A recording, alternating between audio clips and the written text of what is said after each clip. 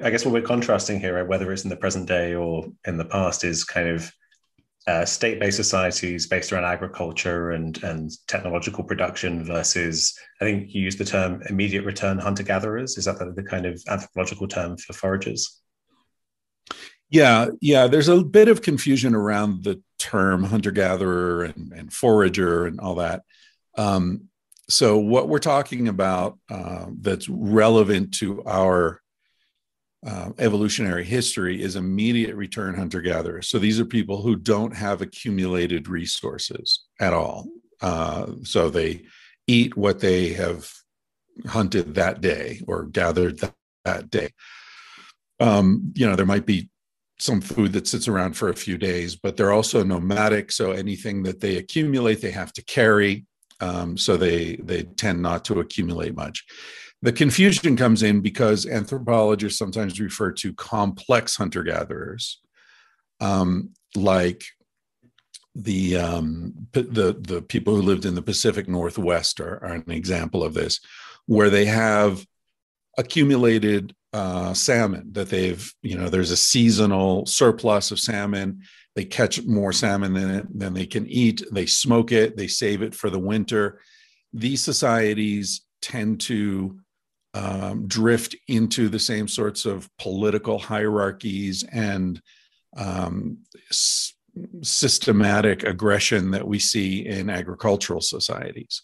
So you have, the Chumash, for example, that had slavery. They have political hierarchies, and they're quite warlike. Which makes sense because when you have an accumulation of resources, suddenly there's something worth fighting over, right? There's something you're willing to risk your life to defend. Someone else is willing to risk their life to plunder. So it sends society into a whole different realm than immediate return hunter-gatherers who are nomadic. So they're not really concerned about defending any particular piece of real estate, like a river that has lots of salmon. They don't have resources that they're worried about defending. So it's a very different kind of approach to life. It's interesting that these immediate return hunter-gatherers, we would look at them and say they have nothing. And yet their approach to life is built around an assumption of abundance. Whereas, we look at ourselves and we say we have everything. We have so much food, so much technological wealth, and yet we live as if there's an assumption of scarcity. It's one of the central conundrums, I think, of human life that Marshall Sahlins addressed in his pivotal paper, The Original Affluent Society, where he was one of the first anthropologists to say, wait a minute, we keep talking about hunter-gatherers as if they're so poor because they have very few material possessions. And yet, look at how they live. Let's actually measure the quality of life based upon something more substantial and appropriate than simply material possessions. Let's look at leisure time. Let's look at nutrition. Let's look at sense of community. Let's look at a sense of meaning in life. Let's look at personal freedom, freedom from violence, freedom from oppression, systematic oppression.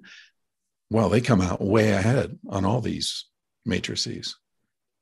Yeah, it's really interesting, the idea that it seems like a paradox at first, right? That the people with so much extra food that it's going to waste, they're the ones who, and other goodies as well, we're the ones who have this scarcity mindset. But then there's the interesting kind of thing where I guess we can see it's not a coincidence, because our whole culture is based around the idea of seeing nature as this kind of threatening enemy that we need to dominate. Like the scarcity mindset's there from the beginning. It's kind of like, someone who becomes a billionaire and then just can't stop, can't be happy, can't just kind of rest on their laurels, and they hit retirement and they're still spending all their time working instead of spending time with their family. And you realize, okay, there's a pathology there. The problem was never they didn't have enough money. Maybe it was in the beginning, but it becomes a psychological pathology, right? Yeah, I think you're right. We see it playing out on a global level, and we also see it playing out on a personal level. And there are what's the famous film about Hearst by Orson Welles. You know what I'm talking Oh, about? of course, yeah, the one with Rosebud, Citizen Kane. Yeah, Rosebud. Yeah, Citizen Kane, right? Yeah. That's basically a story of that, right? Of a man seeking wealth, seeking power, and then just spinning off into lunacy because there's never enough, and eventually it results in paranoia, and the same mania that drove him towards success drives him over the edge into insanity. And it's been argued that Western civilization is essentially a post-traumatic, stress disordered social configuration, that there's some horrible conflagration or natural disaster in our collective past that has marked our approach to life, and that we're all living within this dysfunctional, PTSD society. Right. Yeah, that really resonates. Before I read your book, I was digging around in that area, thinking exactly along those lines. Like, was it that in the Middle East where you have these big civilizations popping up around agriculture? Was it just that there was so much war and so much trauma of some kind that it led people into this mode dominated by fear?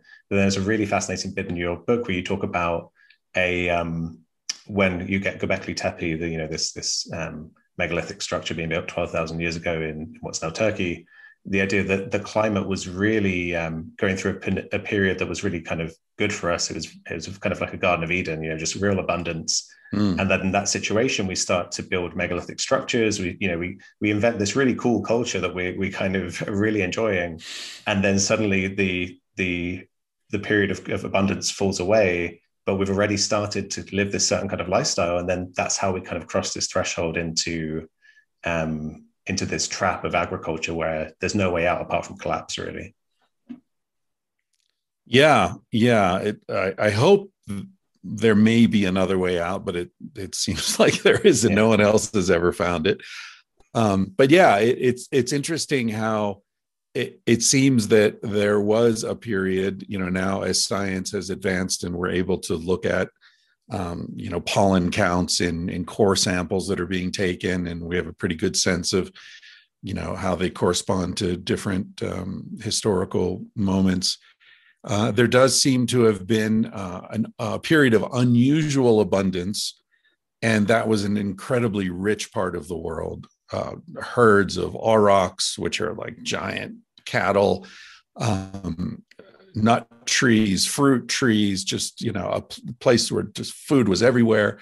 And so what happened, which is what always happens, is that the population of, animal life responds to this abundance of resources with its own increase.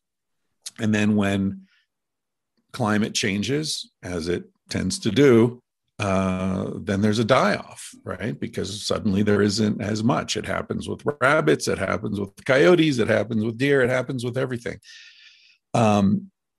But someone figured out how to start manipulating the environment in such a way that the die-off wouldn't be as dramatic, bringing water to some of those nut and fruit trees that were withering by digging a trench.